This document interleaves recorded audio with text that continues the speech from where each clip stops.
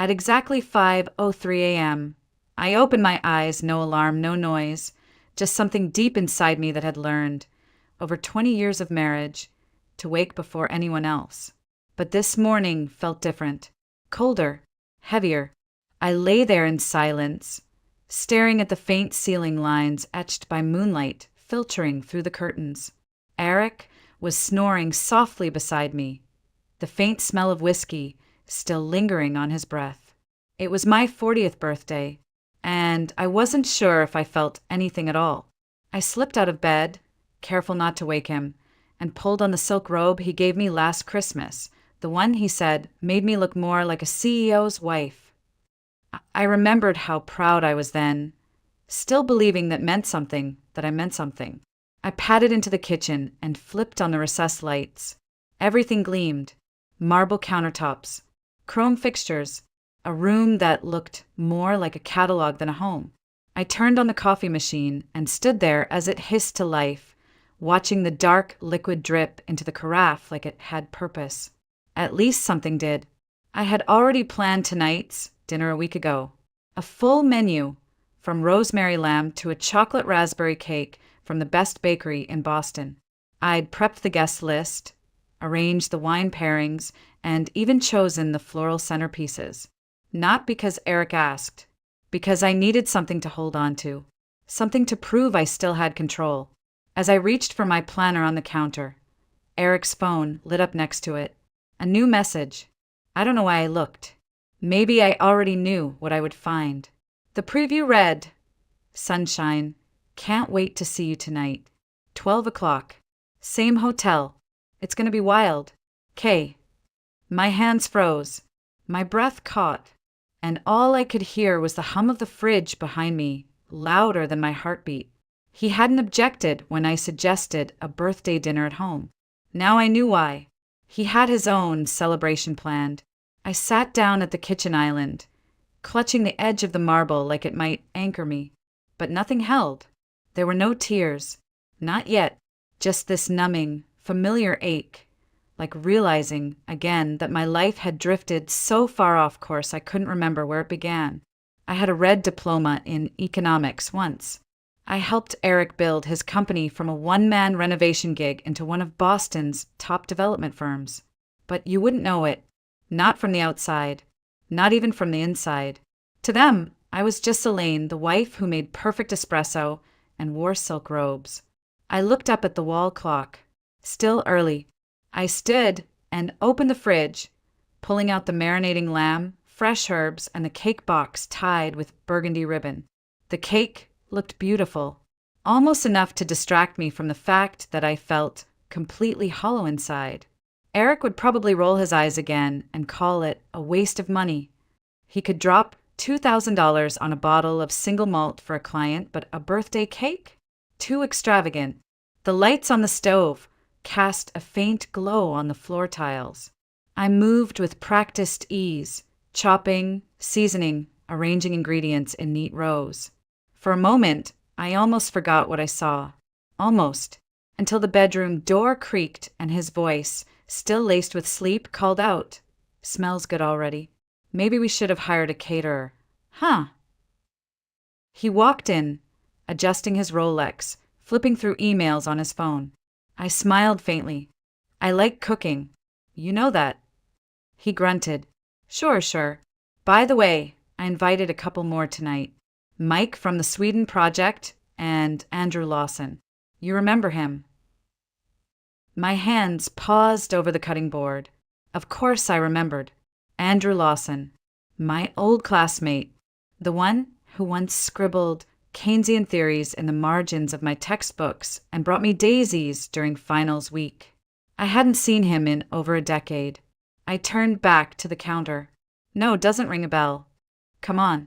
Tall guy, eco startup something. We'll see if he's cooking up anything useful. I nodded absently, chopping parsley with a little more force than necessary. My husband had no idea what kind of storm he was inviting into our house, or what it would do to me. By noon, the apartment was spotless. Every candle trimmed, every plate polished, every champagne flute arranged on the white linen runner, like soldiers in formation. I'd even iron the napkins, something no one would notice, but I did it anyway. Because order gave me comfort. Because perfection was the only armor I had left. I glanced at the clock again. Guests would start arriving by 6. I still had time for the salon. My appointment was at 2. But before that, I walked into my closet and pulled out the deep sapphire blue dress. The one Eric had rolled his eyes at during the wedding 3 years ago, mumbling, "You're not 20 anymore." I held it up now, defiant. It had a low neckline and bare my shoulders. It fit like it used to. And today, I didn't care what he thought. I slipped it into a garment bag and grabbed my shoes. As I turned, I caught the old leather-bound notebook on my dresser. My journal, not for secrets or feelings, but for business notes. Analytics, client summaries, cost projections. All the things Eric didn't have time for, but that someone had to track. I flipped to the last page, picked up a pen, and wrote 40. Eric is with Krista or Kayla or whoever this week. Ethan's in Chicago, far from this house and the ghost I've become. His mother is coming tonight, which means criticism in a pearl necklace. But me? Tonight, I'll wear that damn dress.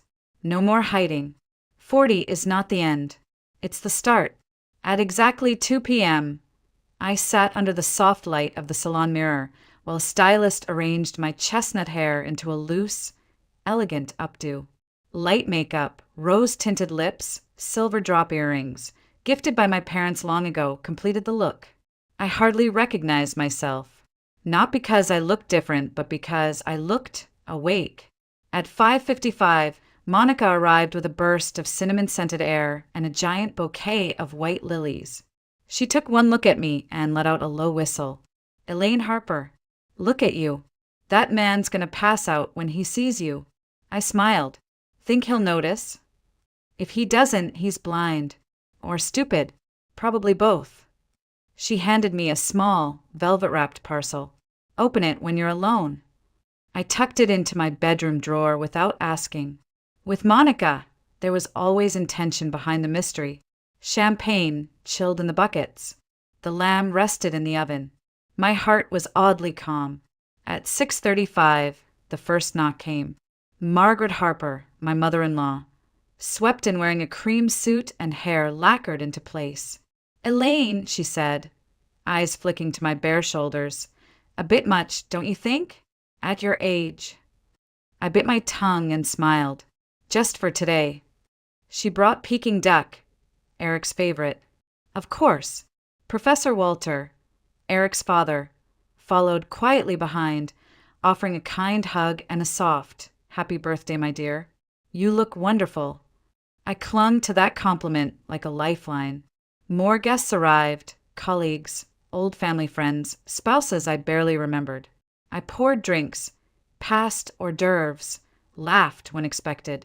It was my party after all. I played my part.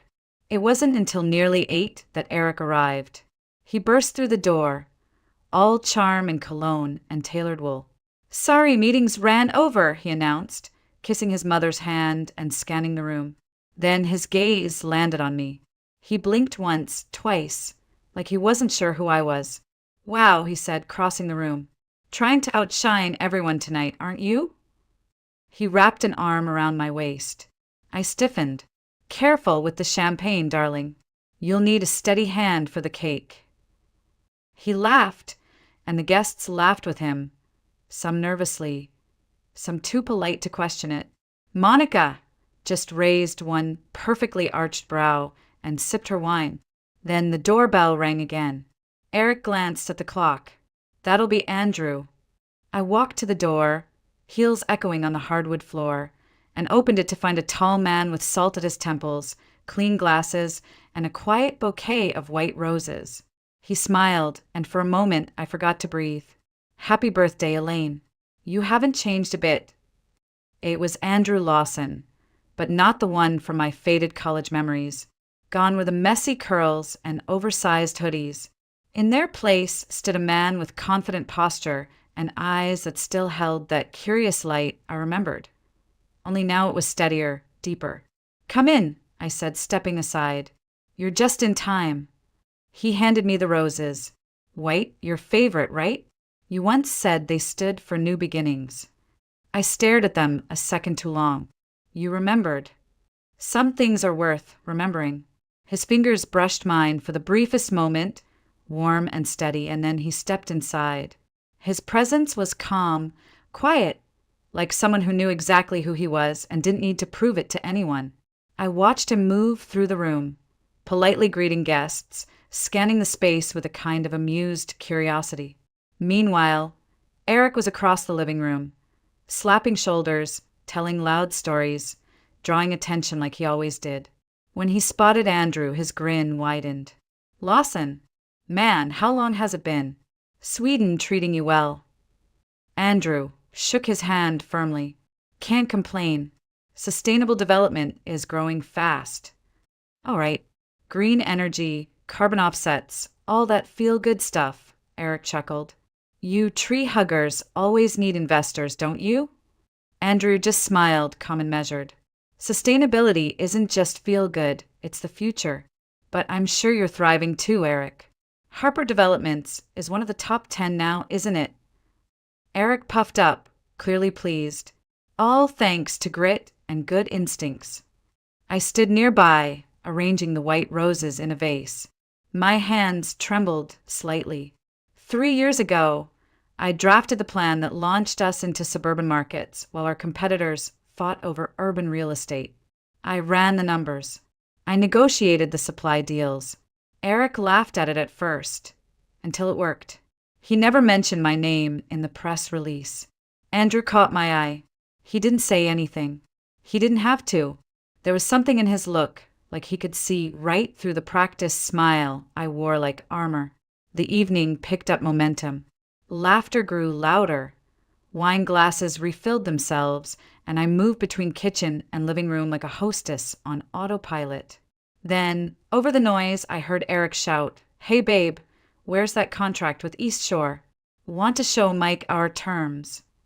I didn't hesitate. In the red folder in your office drawer.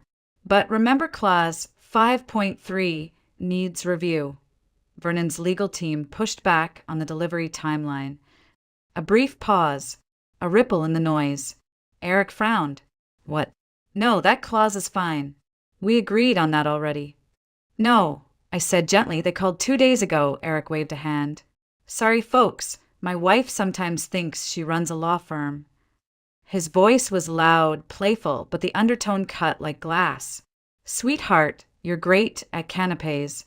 Let's leave contract, law, to the grown-ups. A few guests chuckled uncomfortably. His mother nodded approvingly. She's always had a tendency to overstep, she said, sipping her wine. Women should focus on creating warmth in the home, not meddling in deals. I froze. My mouth was dry. My skin flushed hot with shame. Andrew's voice rose calmly across the room. In Sweden, over 40% of leadership positions are held by women. The results speak for themselves. Eric snorted. Yeah, well, that's Europe. Over here, we do things differently. A few of the men laughed. Others glanced away awkwardly. But my father-in-law, Walter, spoke up from the corner. Elaine graduated top of her class in economics. I remember. She even helped Eric pass statistics. He smiled warmly. You've always been sharp, dear. Dad, that was forever ago, Eric muttered. Books and theories are one thing. Real business is something else. I excused myself quietly and stepped into the kitchen. My hands moved on their own, reaching for the cake in the fridge. The chocolate raspberry glaze caught the light. I began to place the candles, 40 thin, elegant flames waiting to be lit. 40 years, a whole lifetime, and I wasn't even sure it had been mine. I had just finished placing the last candle when I heard a soft voice behind me. Need a hand? I turned to find Andrew leaning gently against the kitchen door frame.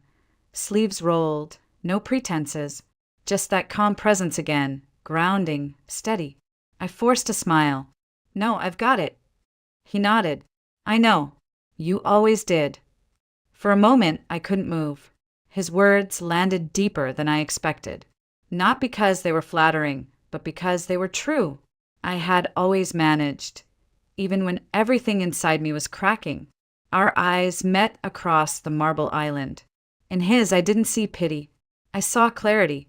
And something else, something warm. I looked away before it could settle too long.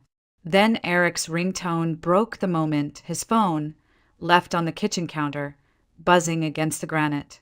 The screen lit up. A name appeared. Krista. I didn't touch it. I didn't need to. Just seeing her name confirmed what I already knew. Eric walked in a moment later, talking loudly, oblivious. When he saw the name flashing on the screen, he lunged for the phone, hit decline, and glanced at us both. "What's going on in here?" "Just prepping the cake," Andrew said, cool as ever. 40 candles. Impressive.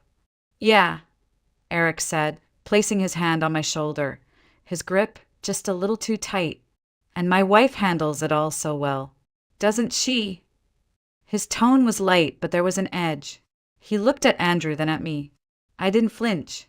"Come on, Elaine," Eric added, voice lowering. "Let's not flirt with old classmates during your birthday, I stared at him. "It's my birthday, Eric." He blinked, caught off guard. But before he could respond, I picked up the cake plate and headed to the living room. Guests were waiting. I set the cake down, lit the candles, and stood still for a moment, watching the soft glow light up the silverware, the wine-stained glasses, the polite faces. Eric clinked his glass. "A toast to my wife. To Elaine, our lovely hostess, who cooks like a dream and keeps the house running like clockwork." Laughter. Glasses raised. He turned to me with a smile that didn't reach his eyes. "And who occasionally thinks she's a business consultant." That one stung more than I thought it would. My gaze scanned the room, searching for something, anything that felt real. And then I saw Andrew, raising his glass with quiet intent. "To Elaine," he said, "to her brilliance, and to all her talents, seen or unseen." There was a shift in the room, just a flicker, but I felt it. Some guests looked at me with new eyes. Others looked away. Something cracked open inside me. After the cake was cut and the noise returned to its usual hum, I slipped away again, retreating to the guest bathroom for air. When I emerged, I found Monica in the hallway, arms crossed, lips pressed in frustration. "He's a jackass," she muttered. "I know." She leaned in. "Did you open it?" "Not yet." "Now's the time." I walked to the bedroom, shut the door softly, and pulled out the velvet parcel from the drawer. I unwrapped it slowly. Inside was a brooch, a butterfly frozen in amber, its wings delicate and intricate, preserved in golden resin. I traced its edges with my fingertip. A butterfly in amber, beautiful, imprisoned, just like me. I fastened it to my dress, and for the first time in years, I looked at my reflection and didn't see a wife. I saw a woman trying to remember how to be herself again. Back in the living room, the energy had shifted, but only slightly. Laughter still echoed, but it felt thinner now, more rehearsed. I floated between conversations, refilling drinks, checking in on guests. My body moved automatically while my mind spiraled. The brooch on my dress felt heavy against my chest, like a quiet reminder. You're not invisible. Not anymore. Eric was in the center of it all, as usual. One hand gripping a glass of whiskey, the other gesturing wildly as he talked about the firm's next big project. "We're launching a new luxury complex on the waterfront," he boasted. "Came up with the whole thing myself. Open-plan penthouses, minimalist rooftop studios." I froze. That was my idea. I'd sketched it out on a napkin one night while he half listened. I had done the research, compared market trends, even pulled examples from European housing models. But now, as he told the story, I was just another smiling face holding a tray of hors d'oeuvres. I ducked back into the kitchen, heart pounding, eyes stinging. A few moments later, Monica followed. "Let me help," she said, grabbing a stack of plates from the table. "I'm fine." She looked at me hard. "Are you?" I paused, then exhaled. What else can I do? You could stop pretending, she said. You could stop letting him treat you like the hired help. Elaine, I'm saying this as your friend and as a psychologist. This has gone on long enough. I glanced toward the doorway, lowering my voice. He'll hear you. Let him, she snapped. And while we're at it, did you even open your mouth when he called you a housewife who plays lawyer? In front of everyone. My silence answered her. Open your eyes, she said. You've been running that man's business behind the scenes for a decade. You negotiate contracts, manage costs, keep it alive, and still he talks to you like you're nothing. I looked down at my hands. They were shaking slightly. I didn't know if it was from anger, shame, or both. I can't just blow everything up. Why not? Because it's my son's home. Because I have no resume. No formal job history. Because I'm 40, Monica. Who's going to want me now? Monica's voice softened, but her eyes remained fierce. You are intelligent, experienced. You are the business. You think people like Andrew wouldn't see that? You think I didn't see how he looked at you tonight? I turned away, embarrassed. Don't start. I'm not saying anything scandalous. I'm saying maybe, just maybe, someone out there remembers who you were before you became Mrs. Harper. I felt tears press against my eyes. I swallowed them down. I don't even know who that person is anymore. You do, she said, placing a hand on my arm. She's just been asleep, but not dead. Before I could respond, Eric's voice boomed from the hallway. Elaine, you hiding again? We stepped out together. He was swaying slightly now, his glass nearly empty. His face was red from drink, his smile too wide. There you are, he said, walking over. You missed the part where I told the guys about your little contract correction. Big laugh. Glad I could entertain, I said flatly. He stepped closer, leaning in. You embarrass me in front of Mikhailov. Keep that up, and we'll have a different kind of talk later. Something in me snapped. Quietly, cleanly. I looked him in the eye. Then maybe it's time we have that talk now. His smile faltered. He didn't see it yet, but I wasn't the woman he toasted anymore.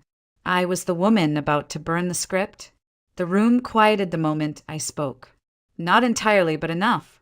Eric blinked, trying to decipher my tone, whether I was still playing along or had finally stepped out of character.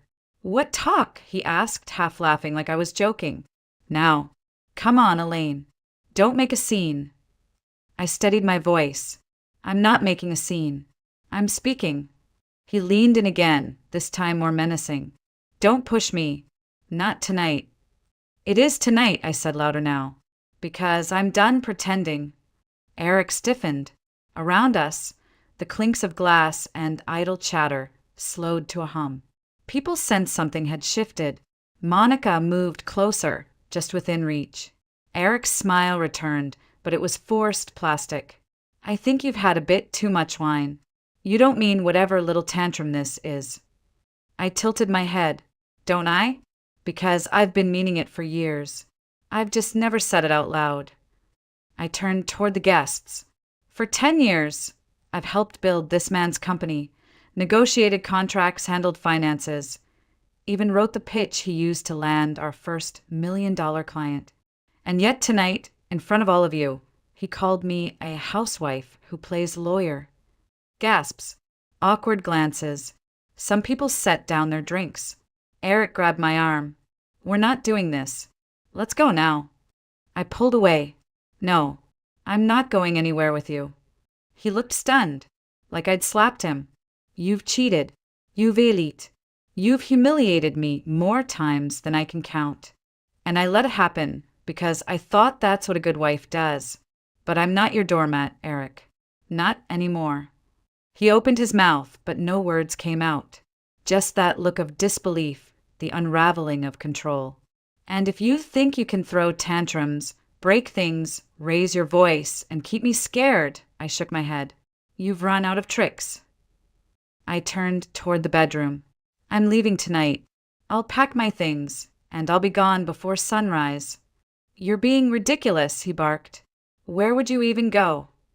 Somewhere quiet, somewhere safe, somewhere where I don't have to apologize for being intelligent.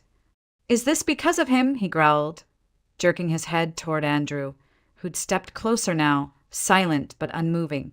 This is because of you, I replied, because I've spent the best years of my life shrinking for a man who couldn't bear to share the spotlight. Eric's face turned red, not from embarrassment, but from rage. You think you can survive out there without me? You think he cares about you? Andrew's voice finally cut in, low and firm. She doesn't need me to care for her, Eric. She just needed you not to tear her down. Eric lunged forward, but Monica stepped between them. That's enough. I didn't flinch. I walked back into the kitchen, picked up the keys from the drawer, and then turned back to him. I'm not asking for permission. I'm not asking for forgiveness. I'm reclaiming my life. And then I walked out the front door, past stunned faces and flickering candlelight, past the shattered version of myself I'd left behind, into the hallway, into the night, into something that, for the first time in years, felt like freedom. I didn't go far that night. Just a few blocks away, to Monica's apartment, the same warm space filled with mismatched cushions, books stacked like towers, and the familiar scent of coffee and cinnamon. The door was already open when I arrived. She didn't ask questions. She just hugged me and said, "Welcome home." I stayed there for 3 days. 3 days of quiet. No raised voices. No walking on eggshells. No pretending. We drank tea, took walks through the park with leaves crunching beneath our boots, and talked for hours. Sometimes about serious things like finances and the divorce paperwork Monica had already printed out for me. Sometimes about nothing at all. It was the first time in years I let silence exist without anxiety. Eric called, over and over, first with outrage, then with desperation. His voicemails shifted in tone like the spinning of a roulette wheel, one moment cursing, the next begging me to come home. "We can fix this," he said. "Just tell me what to do."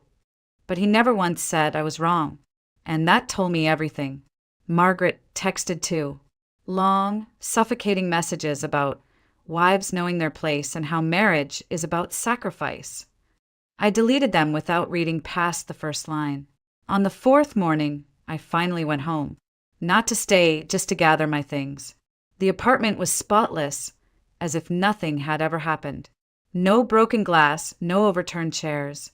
The white rose Andrew gave me had been placed in a slender vase on the dining table. I didn't know if it was Eric or the cleaner or Margaret. It didn't matter. I walked straight to the bedroom and began packing. Eric was there, sitting on the edge of the bed, unshaven, eyes dark and hollow. He didn't yell this time. "I don't get it," he said. "After everything we've built, you're really throwing it away." I kept folding my sweaters. What exactly did we build, Eric? A life, a family, a name. I turned to face him. You built a reputation. I built a home. I built a company, even if my name was never on the letterhead. But you built yourself a throne and made me kneel beside it. He rubbed his face. Is this about Andrew? About that stupid brooch? This is about me, I said softly. About the woman I used to be. The one who had dreams. The one you said was too much and slowly chipped away until all that was left was silence. He stood frustrated. What do you want from me? Money? A public apology? I want my life back. He laughed bitterly. You think you can do better on your own? You're 40, Elaine. I'm 40, I said, my voice steady, not dead. And I'd rather start from zero than stay one more day in a life where I'm invisible. He stared at me like he didn't recognize the woman in front of him. Maybe he didn't. Maybe he never had. When I zipped the last suitcase, I walked over to the vase and gently lifted the white rose. Its petals had begun to wilt, edges curling inward. Still, it held beauty, fragility, and strength all at once. As I stepped into the hallway, suitcase in one hand and rose in the other, Eric called out. "You're going to regret this." I didn't answer. Not because I was unsure, but because I finally knew what I was doing, and that made all the difference. 2 weeks passed like a quiet storm. I found a small studio apartment in Cambridge, just across the river from everything I used to call home. It was nothing like our Beacon Hill condo, but it was mine. White walls, wide windows, sunlight on the hardwood floors. I furnished it with care, only what I needed. No luxury, no noise, no performance. I pressed the rose Andrew had given me between the pages of an old poetry book. It dried there like memory preserved, delicate and honest. Ethan came to visit on a Saturday. He stepped into the apartment, glanced around, and hugged me so tightly it hurt. "Mom," he whispered, "you look different. Better or worse?" "Lighter." We sat on my pull-out sofa, drinking coffee with cinnamon, just like Monica made it. He didn't ask for details. He didn't need them. After a while, he looked at me and said, "You know, I used to hear you laughing a lot when I was little. Somewhere along the way, that stopped." I nodded, tears burning behind my eyes. "I'm glad you left," he said, "even if I wish it didn't have to happen that way." I smiled. Me too. Eric still called. His messages had mellowed, less anger, more confusion. He didn't understand how I could just leave, as if my departure was sudden, as if it hadn't been building for years in every silence, every dismissal, every eye roll. Margaret tried to shame me through voicemails. I deleted them all. Work was harder. No references. No job history on paper. I went to interviews where I had to explain why my experience wasn't neatly typed on a resume. Most hiring managers smiled politely, but their eyes skimmed right past me. 40, female, formerly married to a CEO. It made people uncomfortable. Until Andrew called. "Coffee?" he asked, just like before. Only this time, I said yes without hesitation. We met at a small cafe near the river. He looked tired but content. When I walked in, he stood up with that same quiet smile. "You're wearing the brooch," he noted. "I am." He handed me a folder. "I want you to look at this. It's a 5-year plan for our U.S. expansion. We're looking for a regional financial director. I need someone who understands people and money. Someone who's already done this work, even if it wasn't on the books." I opened the folder. Numbers, charts, logistics. It all spoke to me, like a language I hadn't used in years, but still knew by heart. "You're offering me a job?" I asked, stunned. "No," he said. "I'm offering you an opportunity. The decision is yours. If you take it, we build it together. If not, we still finish this coffee and walk away friends." I studied him. There was no agenda in his voice, no manipulation, just space for me to choose. And for once, I didn't feel afraid. I closed the folder and smiled. "I'll need a few days. But yes, I want to try." "Good," he said. "I was hoping you'd say that." We finished our coffee by the window. The city pulsed quietly around us. Cars passing, trees shedding golden leaves, people going about their lives. I sat there with a man who once remembered what made me brilliant and offered me a chance to rediscover it. Later that night, in my apartment, I pinned the butterfly brooch back onto my jacket and stood by the window. The world outside didn't know I had changed, but I had. I wasn't a woman trapped in amber anymore. I was a woman in motion.